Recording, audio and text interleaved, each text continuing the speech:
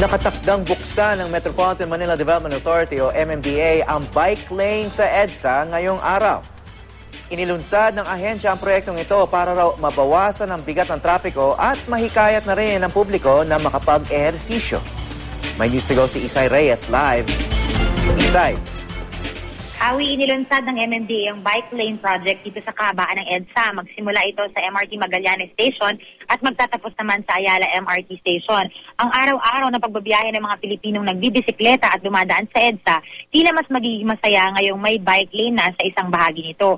Kapag kasi bumaba ng MRT Magallanes Station o sa bus stop dito, kung dati paglalakad lang ang tanging paraan para makarating ng bus stop sa Ayala Station, ngayon pwede nang magbisikleta. Maganda ito para sa mga wala ng oras mag-ehersisyo sa umaga. Halos 1 kilometro rin kasi ang haba ng nasabing bike lane. Inilunsad ng MMDA ang proyektong ito para raw mas makabawas sa vehicle congestion. Mas environment friendly din ito. Ito na ang ika-4 na bike lane na binuksan ng MMDA pero una pa lang ito sa EDSA.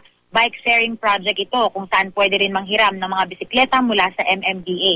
May mga nakaparadang bisikleta sa may Magallanes. Magbibigay lang ng ID para makahiram. Pagdating ng Ayala, ibabalik ang mga ID saka iti-turn over ang mga bisikleta. Ganun din naman kung manggagaling ng Ayala papunta ng Magallanes.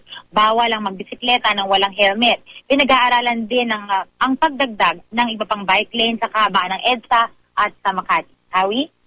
Maraming salamat, Isay Reyes.